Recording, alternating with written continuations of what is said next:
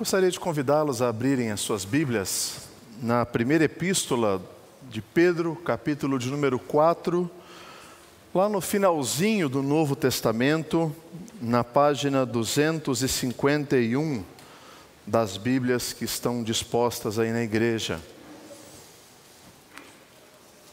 Primeira epístola de Pedro, capítulo de número 4, verso 1 ao verso de número 6.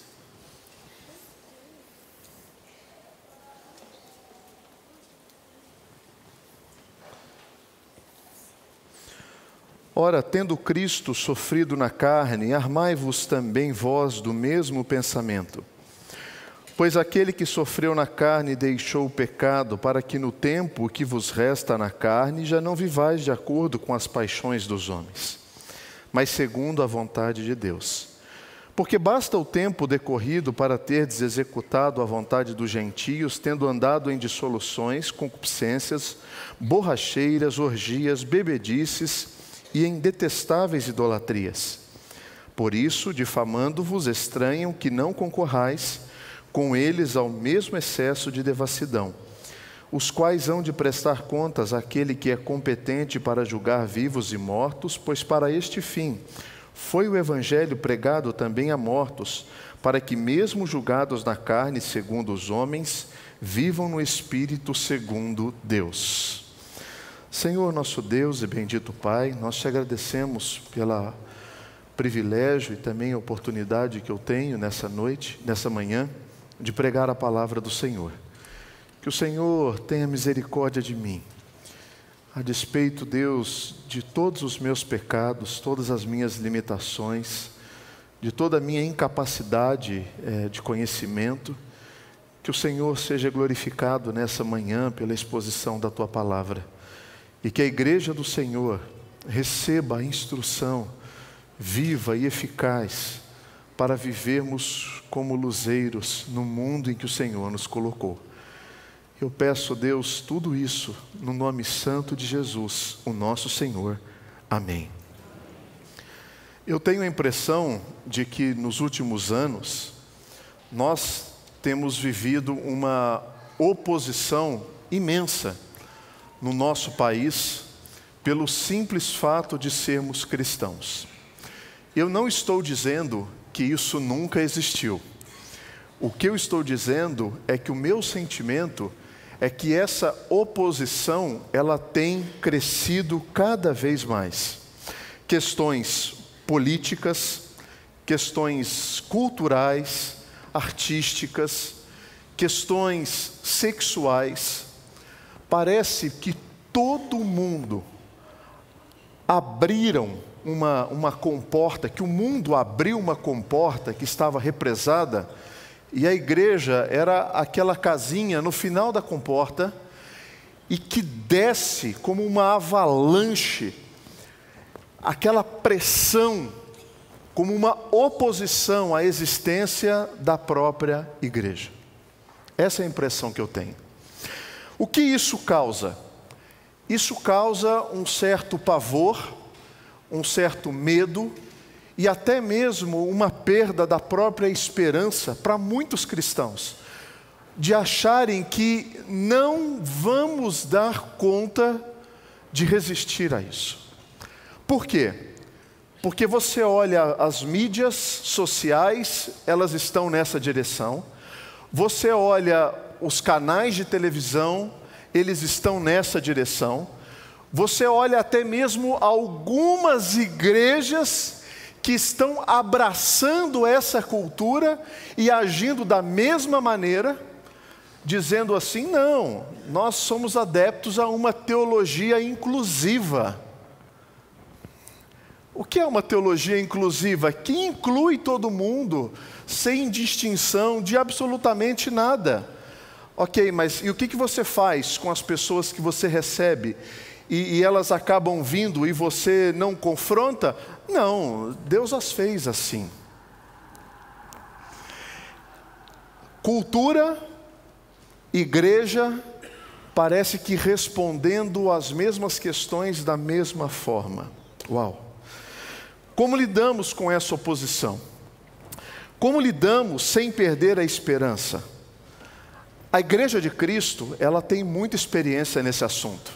Como eu disse, a perseguição e a oposição não é uma coisa nova na igreja. Ela sempre existiu. Há pelo menos, falando como igreja, há 2000 anos. Isso é uma realidade para a igreja. Atualmente, nós temos no mundo 215 milhões de cristãos que vivem a sua fé num contexto de perseguição e morte. Tudo isso. Um Brasil inteiro que vive nessas condições. Então você olha para o passado da igreja, sempre existiu oposição e perseguição. Você olha para o contexto atual, existe perseguição e existe oposição. Agora, como enfrentar e responder a essa oposição é o nosso desafio. Como nós lidamos com essa oposição? Se os apóstolos tivessem sucumbido à proibição romana de pregar o evangelho, a igreja teria morrido. Preste atenção. Um dos maiores impérios foi o Império Romano. Ele ficou estabelecido por 450 anos. Ele começa no ano 27 da nossa era.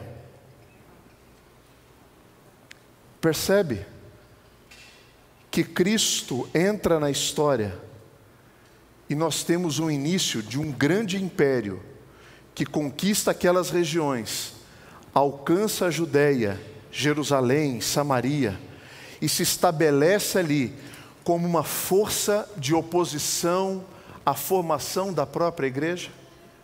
Percebe? Será que o nosso inimigo não tem nada a ver com isso? Será que um dos homens mais cruéis de toda a história, chamado Calígula, vive e reina no surgimento da igreja cristã? Será que o nosso inimigo não tem nada a ver com isso? Se os apóstolos tivessem sucumbido a isso, a igreja teria fracassado ali. Paulo morreu sobre esse império, Pedro morreu sobre esse império, mas antes da sua morte, ele deixa essa carta, dizendo algumas coisas importantes para nós. Como que nós hoje temos lidado com essa oposição? No ano passado, uma das mulheres mais poderosas do mundo, chamada Angela Merkel, numa palestra dela na Universidade de Berna, na Suíça, ela foi interpelada com a seguinte frase: você não tem medo de abrir as portas da Alemanha para os muçulmanos? E a resposta dela parece que não veio de uma líder política, parece que veio de uma líder religiosa, porque ela disse assim: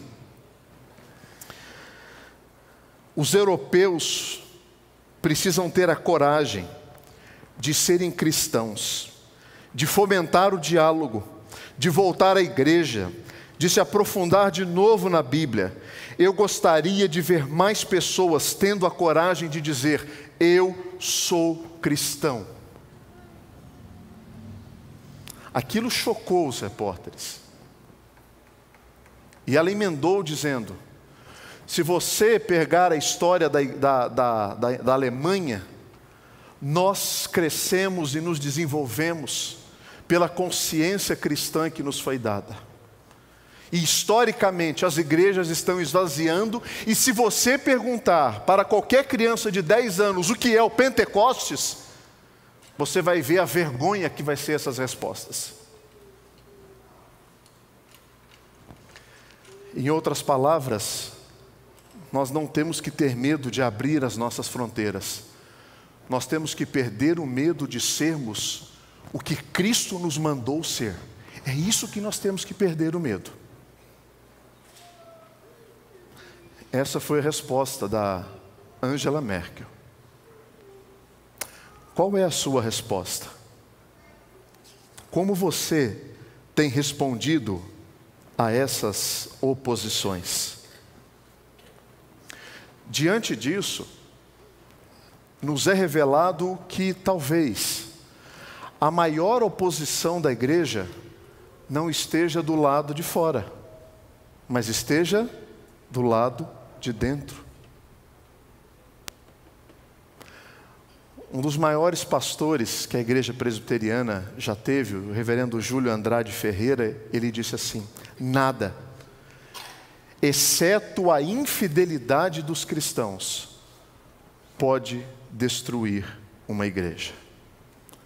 Nem mesmo o diabo pode, porque a Bíblia diz que as portas do inferno não prevalecerão contra ela. Naturalmente, a igreja deve avançar. Então, a questão fundamental é: como está a igreja? Como está você? Porque eu sou a igreja, você é a igreja. As crianças que estão aqui participando do culto nessa manhã conosco, eles são a igreja. Como está a igreja? Qual é a qualidade dos discípulos que nós temos produzido? A imagem de quem eles estão sendo formados? Qual é o nível de compromisso que nós individualmente temos com a palavra de Deus? De que maneira nós estamos lidando? O nosso medo, ele não deve ser com aquilo que o sistema está produzindo. Não deve ser com o pensamento familiar, secularizado. O mundo jaz no maligno. Não é a força do nosso inimigo, que a Bíblia chama de diabo, que nós temos que nos preocupar excessivamente. Porque a Bíblia diz: resisti ao diabo e ele fugirá de vós. Então a nossa preocupação precisa estar voltada também para o lado de dentro. Nos primeiros 60 anos depois de Cristo, os cristãos foram duramente perseguidos pelo Império Romano. E o apóstolo Pedro, percebendo essa perseguição, ele escreve essa carta, que iria circular por várias igrejas, porque os cristãos estavam sendo acusados de: vocês são antropófagos, vocês comem carne e bebem sangue humano. Que é isso, pastor? Acabamos de celebrar aquilo que os cristãos eram acusados: comer carne e beber sangue. Os cristãos, eles eram acusados de incesto, porque eu me casei com a irmã. Os cristãos eram acusados e taxados de revolucionários, rebeldes, pois não se curvavam diante dos deuses pagãos e nem do imperador romano. A história diz que quando Calígula assume o reinado e se torna um imperador de Roma, ele mandou sacrificar aproximadamente 120 mil animais a ele mesmo.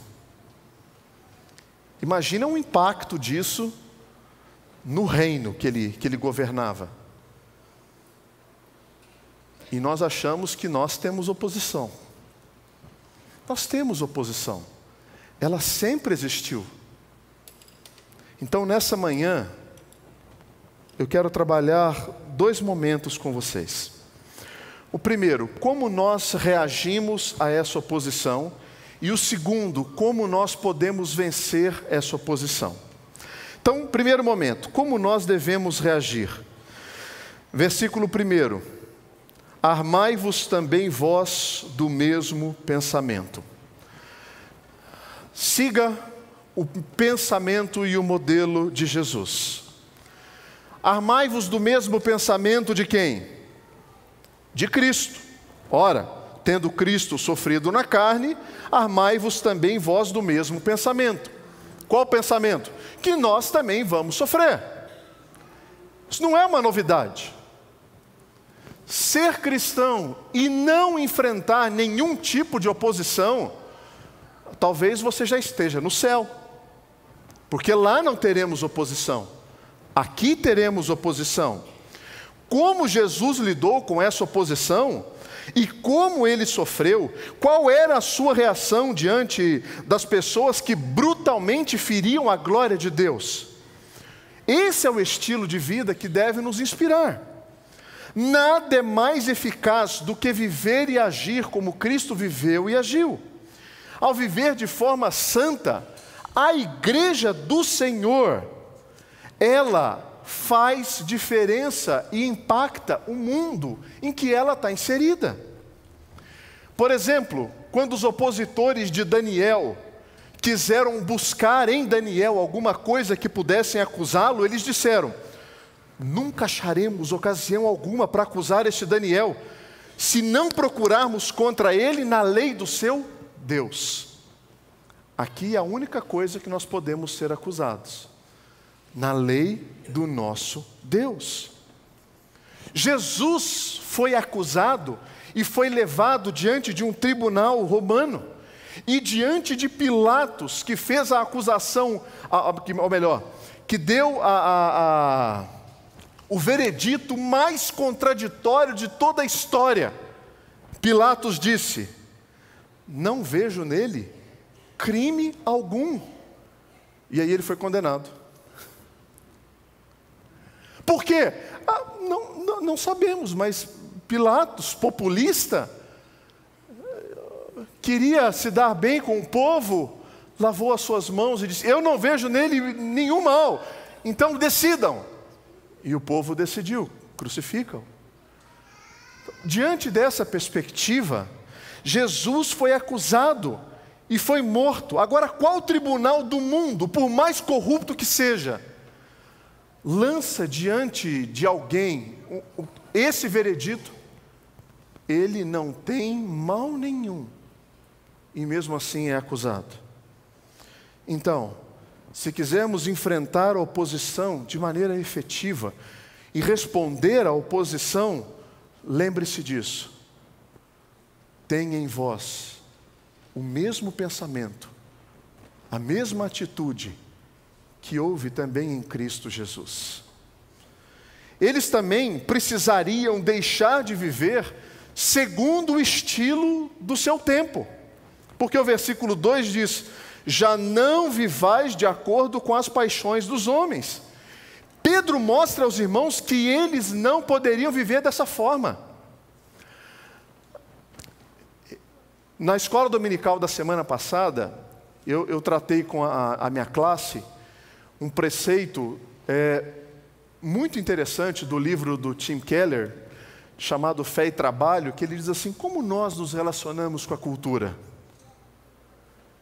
E existe basicamente 3 maneiras de se relacionar com a cultura. Eu sou completamente avesso à cultura, eu crio uma cultura gospel, e o terceiro, eu abraço completamente a cultura. Por que nós lidamos somente com essas 3 opções com a cultura? Por que nós achamos que quando nós temos algumas atitudes diante de determinadas situações, nós podemos ser altamente prejudicados por conta disso? Em algumas rodas de conversa, em algumas piadas que são contadas, em alguns negócios que nós fazemos, em algumas viagens, na maneira como nós divertimos. Por quê? Por que nós achamos que Cristo abraçaria a cultura de maneira tão ampla e tão aberta como muitos cristãos têm abraçado? Esse não é o nosso papel. O nosso papel é olhar para a cultura e entender que a cultura contém a verdade, em algumas outras ela é parcialmente a favor da verdade, e outras ela é completamente uma oposição à verdade. E é dessa maneira que nós devemos nos comportar, mesmo que isso nos cause mais oposição, porque nós somos a igreja. Nós não devemos nos preocupar com o fato de sermos completamente aceitos pela sociedade. Não seremos. Não tenha essa utopia. Os profetas eram homens do Antigo Testamento profundamente impopulares. Por quê? Porque falavam a verdade aos governantes, independente de qual fossem as consequências disso. Esse é o papel do profeta. O papel dos profetas não é serem legais, não é serem populares, não é serem homens e mulheres de bem com todo mundo. Nós temos uma oposição, e viver e abandonar os desejos do coração, abandonar essa força que existe dentro de nós, que a Bíblia dá um nome para essa paixão. O nome é epitomia, é uma força quase que paralela ao homem, que quando brota dentro de nós, precisa de outra força muito maior, que também não é carnal, é do Espírito, para abafar isso e dizer assim: não viva de acordo com os que não têm a Cristo. Não ceda a isso. Eu não estou dizendo que você tem um diabinho e um anjinho dentro de você. É a luta que a Bíblia fala da carne contra o Espírito. Da epitomia, que é essa força da carne, e do pneuma, que é o Espírito de Deus. E dessa maneira nós lutamos contra isso. Uma outra maneira como nós devemos responder à oposição está no versículo 4. Por isso, difamando-vos, estranham que não concorrais com eles ao mesmo excesso de devassidão. Ou seja, vocês devem ignorar as pressões sociais. Não se preocupem com as pressões sociais. As palavras que Deus nos ensina aqui o ser humano sem Deus não consegue entender porque alguém não faria o que ele fez. Por exemplo, por quê? Por quê? Por que você não enche a cara? Por que você se diverte dessa maneira tão careta? Por quê? Por que você tem que ficar dando atenção para o seu pai e para a sua mãe? Eles já são velhos. Põe no asilo e deixa lá esquecido. Por quê? Porque todo final de semana você tem essa preocupação excessiva com eles. Existem tantos locais aí para eles serem colocados. Eles não entendem por que você valoriza tanto a sua família. Eles não entendem por que você paga regularmente os seus impostos. Não dá para entender. Sonega. Emite uma nota menor. Não emite nota. Não entra na cabeça deles que o que é de César você dá a César, e o que é de Deus você dá a Deus. Esse tipo de comportamento na cabeça deles não entra. Então, o que Paulo está dizendo é: não concorrais com eles com o mesmo excesso de devassidão. Eles nunca vão entender os motivos que te levam a ser o que você é. Eles nunca vão entender o motivo pelo qual você luta tanto pelos seus filhos e pela sua família, e pela sua esposa, e pelos seus irmãos, e pela sua casa. Eles nunca vão entender. Os cristãos foram acusados de todas as formas possíveis no Império Romano. Eles dão testemunhos fiéis da sua própria vida. Em setembro de 2017, O colunista J.R. Guzzo escreveu uma coluna na Veja, e o título dessa coluna era assim: Gente incômoda. E ele falava especificamente dos evangélicos, dos cristãos, dos discípulos, das discípulas de Cristo Jesus, como sendo o grupo que mais cresce no Brasil, e eles são incômodos para grande parte da população brasileira. Esse artigo dele fez com que várias lideranças escrevessem, sobre essa frase, gente incômoda. Para a grande maioria deles, isso foi um grande elogio. É sinal de que alguma diferença estamos causando no mundo. Isso é generalizado? Não. Mas é uma boa maneira de enxergar isso. Segunda parte. Como nós lidamos com a oposição. Agora, como nós vencemos essa oposição? Voltando para o primeiro versículo. Tendo Cristo sofrido na carne, armai-vos vós também. Jesus carregou sobre si os nossos pecados em seu próprio corpo, para que, tendo morrido para o pecado, nós possamos viver para a justiça. Esse é o propósito. Cristo toma os meus pecados, coloca sobre si, para que eu viva em justiça. Não confie na sua própria carne, mas mantenha a sua comunhão com Cristo para você estar firme no dia mau, na hora da oposição que você tiver que enfrentar. A primeira maneira através da qual nós podemos vencer toda e qualquer oposição contra a igreja é a nossa união com Cristo Jesus.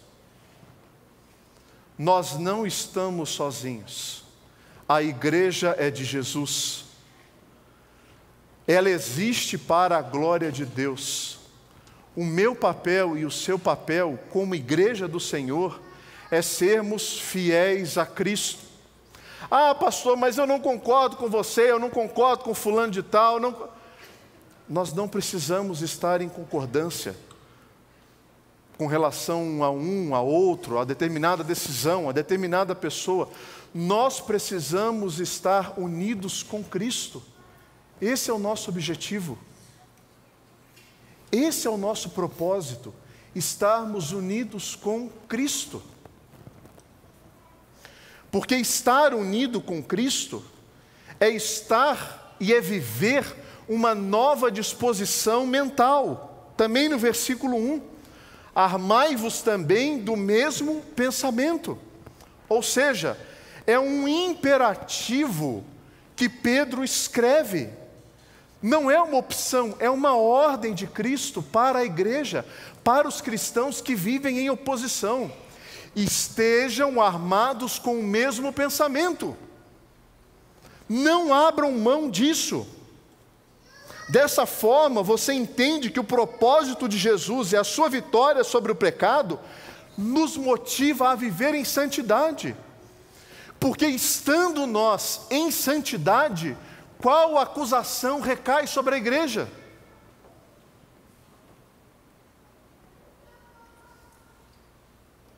Receberemos o veredito de Cristo? Não vemos neles nenhum mal. Mas por que incomodam tanto? Porque são a voz da vontade de Deus, da moral de Deus, dos padrões de Deus, numa sociedade depravada. Por fim, nós devemos entender que precisamos de uma compreensão clara dessa deteriorização do pecado. O versículo 4 diz assim: por isso, difamando-vos, estranham que não concorrais com eles ao mesmo excesso de devassidão. O versículo 3 nos dá qual é esse processo de devassidão. Porque basta o tempo decorrido para terdes executado a vontade dos gentios. Ou seja, passou um tempo em que eles andaram segundo a sua própria vontade. E qual é o resultado disso? Dissoluções, concupiscência, borracheiras, orgias, bebedices e em detestáveis idolatrias. Tudo isso é um processo de destruição da sociedade. Mesmo Roma, que viveu exatamente isso daqui, se sucumbiu, ruiu. A imoralidade não reinou, passou. Demorou 450 anos, mas passou. Nós já vimos isso na história. Pessoas degradantes, mesmo numa sociedade pagã, não suportam esse baixo nível de moral. Recentemente, o cantor Milton Nascimento fez uma declaração sobre a qualidade da música popular brasileira. Péssima. Péssima. Segundo ele, está na situação de um dejeto, de um excremento. Ou seja, alguém da própria cultura olhando para essa situação e diz: está horrível. Nós precisamos entender que essa devassidão moral, ela vai trazer um juízo. E o versículo 5 diz: os quais hão de prestar contas àquele que é competente para julgar vivos e mortos. Diante disso, todos nós, a igreja, o mundo, discípulos, opositores, todos serão julgados. Nós que somos a igreja e estamos na igreja, nós estamos apoiando a igreja, tendo o mesmo pensamento, estando unidos com Cristo, rejeitando a oposição do mundo, ou estamos sendo, na própria igreja, objetos de oposição ao corpo de Cristo? Isso vem de fora ou vem de dentro? Essa é uma avaliação estritamente pessoal, que cada um de nós deve avaliar. Diante disso, eu não preciso viver sem esperança ou com medo, porque o cristianismo, os nossos valores, as nossas convicções, mesmo que eles sejam destruídos, a igreja de Cristo prevalecerá. E isso me desafia, ao invés de ficar julgando e olhando somente para o lado de fora, olhar para dentro e poder refletir aquilo que o próprio apóstolo Pedro disse no capítulo 4, versículo 17. Porque a ocasião de começar o juízo, ele vai começar pela casa de Deus. Se o primeiro vem por nós, qual será o fim daqueles que não obedecem ao Evangelho de Deus? Isso deve me motivar a viver em santidade e cuidar para que a igreja de Cristo continue sendo luz no mundo e sal na terra. Amém.